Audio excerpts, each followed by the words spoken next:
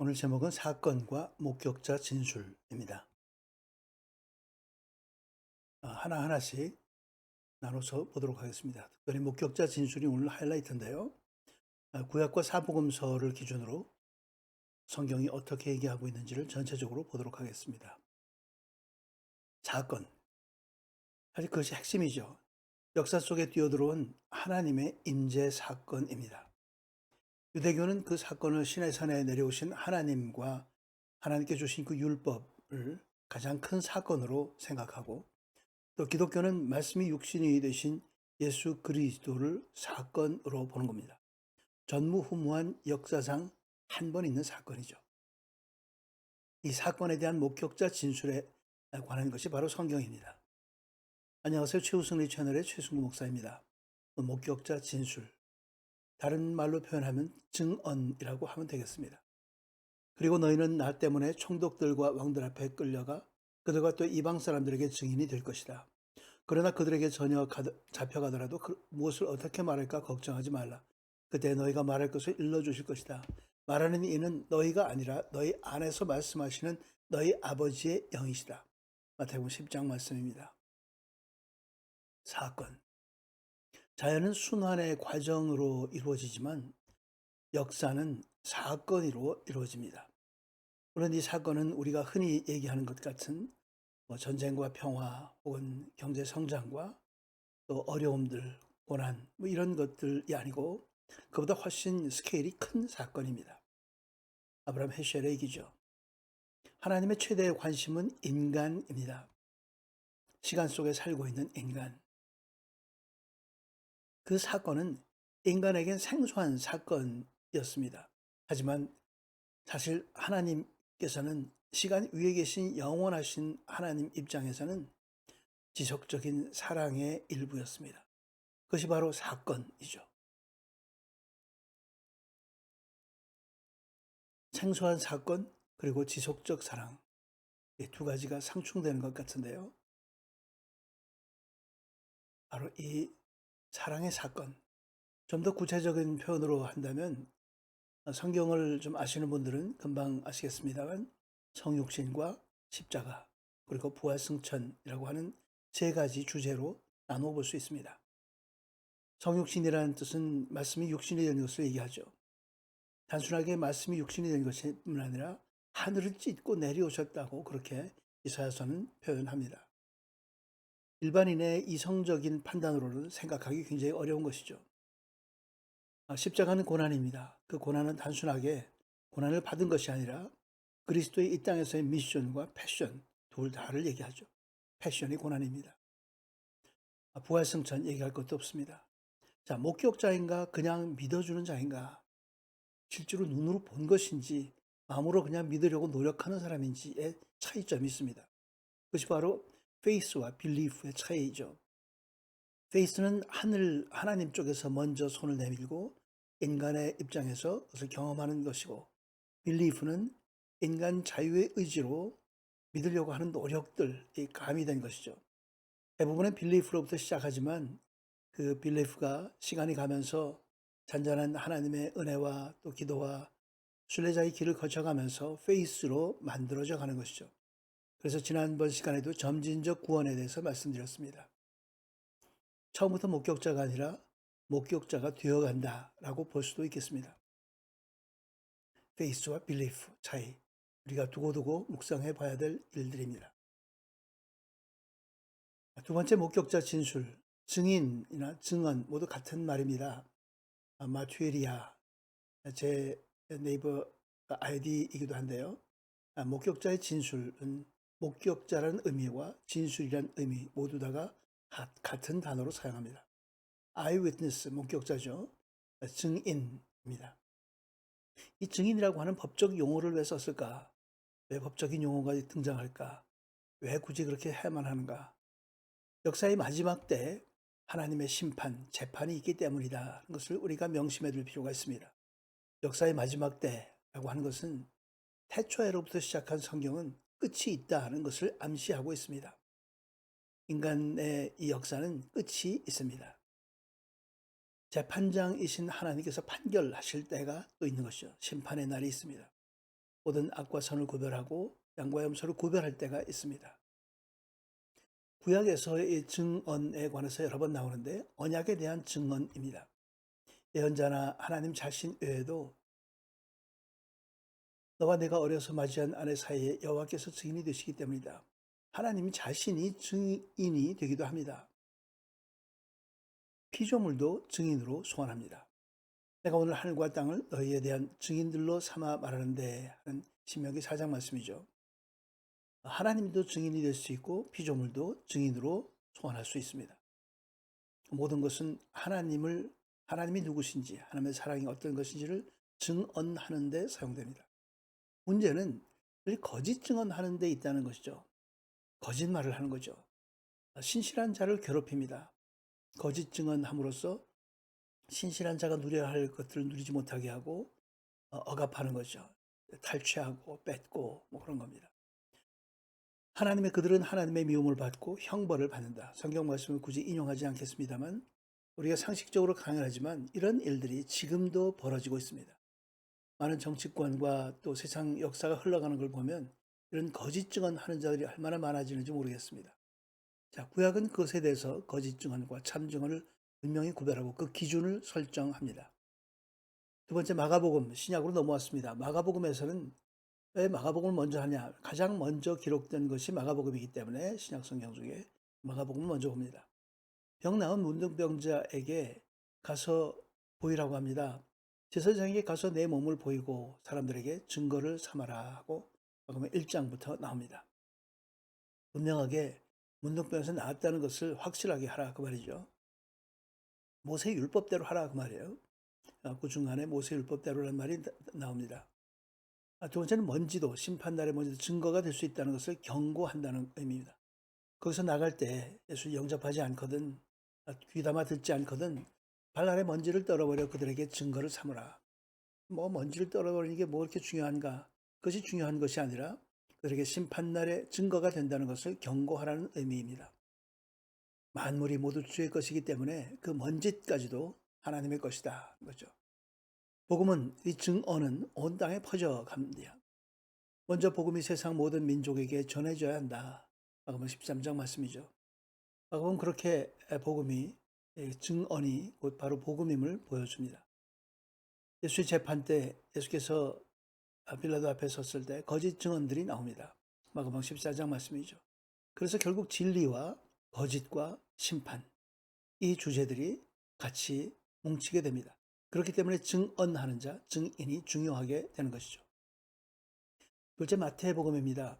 마태복음 증인들이 나오는데 한 사람의 죄를 정하거나 범죄에 대해 논할 때 두세 증언이 있어야 고소할 수 있다 하는 신명기 말씀을 인용합니다. 다른 복음서에는 신명기 말씀 이것을 인용한 곳이 없는데 마태복음만 인용합니다. 유대인들을 위한 복음서라 특히 그렇겠죠. 심판날 예수 그리스도의 증인 역할을 하게 된다.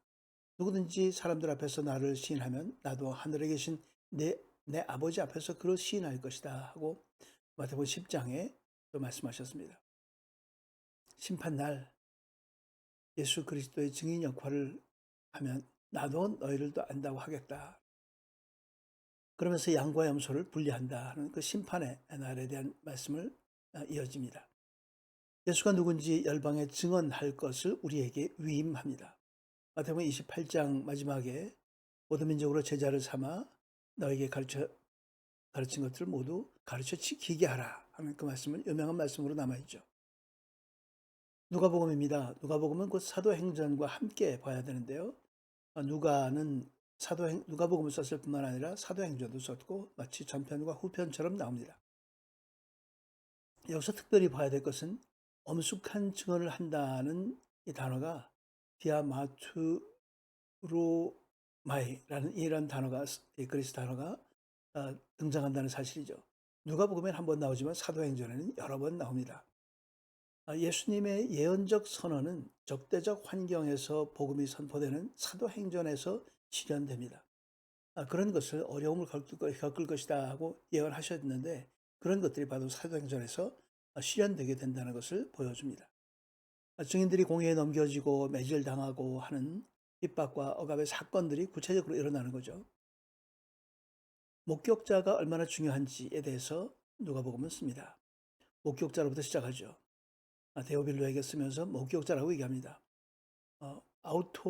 아우토프타이라고 한 이 단어, 이 특별한 단어를 사용하는데, 다른 증인이라는 건 마튜리아인데, 목격자는 아우토프타이라고 하는 다른 단어를 사용합니다. 직접 그 관찰자의 명단이 순서대로 등장하게 되는 거죠. 그러나 이 일은 도리어 너에게 증거의 기회가 될 것이다. 어떻게 증거가 되는지. 핍박은 마지막 날 증언의 기회가 된다 하고, 핍박을 보는 시각이 전혀 다릅니다. 하나님 앞에서 증인의 기회, 증거의 기회가 되는 것이다. 오히려 핍박을 기회로 삼는 것이죠. 바로 그렇게 해서 신약 성경은 이게 지나가면서 펼쳐지면서 예수 그리스도의 복음이 확장되어 나가면서 핍박마저도 넘어가는, 기쁨과 감사함으로 넘어가는, 하나님과 함께 넘어가는 그런 이 놀라운 사건들을 보여줍니다. 네 번째, 증인이 둘이 나옵니다. 특이한다고 볼 수도 있는데요. 마치 예수의 사명에 관한 책이 누가복음이라면 교회 사명에 관한 책이 사도행전으로 두 책이 나오는 거죠. 그와 비슷하게 시몬과 안나, 또 나만과 사르밧 과부, 그리고 스바 여왕과 니느웨 사람들, 그리고 엠마오로 가는 길의 두 제자 모두 이렇게 세트로 카풀로 이렇게 보여집니다.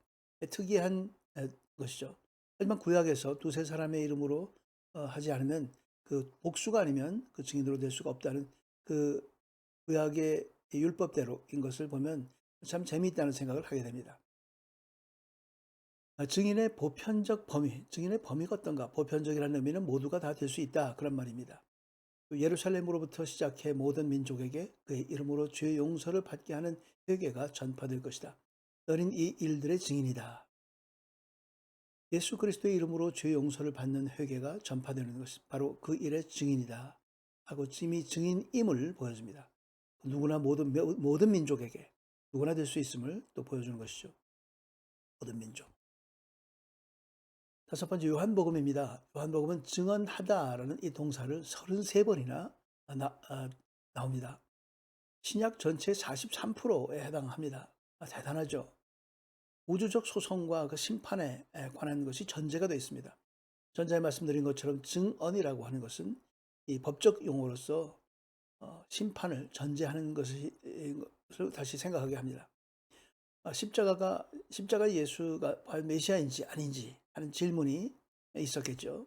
그리고 예수가 하나님과 하나라는 주장이 정당한지 하는 것에 대한 질문이 있었겠지만 그런 질문에 대해서 분명하게 알려줍니다. 진실과 진리는 무엇인가? 하는 이 진리에 대해서 나중에 예수께 그 로마의 총독인 빌라도가 물어본 것도 바로 진리가 무엇이냐 하는 것이었죠.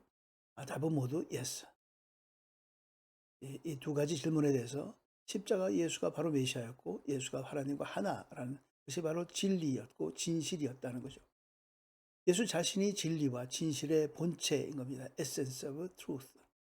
사실 truth라는 말이 진리로 번역할지 진실로 번역할지 좀 이렇게 망설여지는데 성경은 진리로 쭉 설명을 합니다. 하지만 우리가 일반 그 논리에서는 진실과 참과 거짓을 얘기할 때 참이라고 얘기할 수 있겠죠. 그렇기 때문에 증언 내용의 참과 거짓의 문제가 중요하게 등장합니다. 예수 자신이 바로 진리다. 진리의 본체다. 에센스다. 세례 요한입니다. 요한복음에 나오는 그 증인들은 먼저 세례 요한부터 시작합니다. 세상 죄를 지고 가는 하나님의 어린 양이다. 모든 인류를 구원하기 위해서 하나님께 바쳐지는 제물로 바쳐지는 어린 양이다 하는 것을 요한복음 1장에서부터 세례 요한이 선포합니다. 성령님입니다. 그러나 진리의 성령 그분이 오시면 너희를 모든 진리 가운데로 인도하실 것이다. 그분은 자기 생각대로 말씀하시지 않고 오직 들은 것만을 말씀하시며 또한 앞으로 일어날 일들은 너희에게 말씀하실 것이다. 마가복음 16장에 나옵니다. 진리의 성령이 오시면 모든 진리 가운데로 인도하실 것이다. 예수 그리스도 가운데로 인도하실 것이다 라고 얘기할 수 있겠죠. 왜냐하면 예수님이 바로 진리이기 때문에 그렇습니다. 예수님 자신입니다. 예수님 자신이 바로 증언자이기도 합니다. 제자들을 위한 내적 증인 역할을 하는 것이죠. 지금까지 아무도 하나님을 본 사람이 없었습니다. 그러나 아버지 품에 계시는 독생자께서 하나님을 알려주셨습니다. 바로 예수님께서 하나님이 누구신지를 알려주셨습니다. 예수님이 사랑하신 제자, 요한복음에 특별히 자기 자신을 그렇게 설명을 하죠. 예수님이 사랑하신 제자.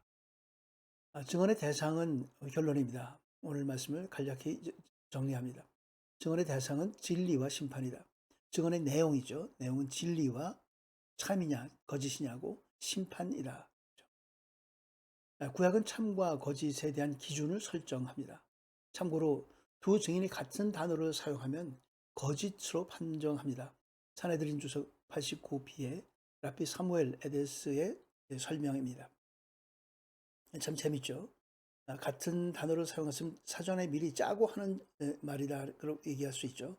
하지만 이 예수 그리스도를 증언하는 사복음은, 네 복음은 모두 다른 말로 복음서를 기록했습니다.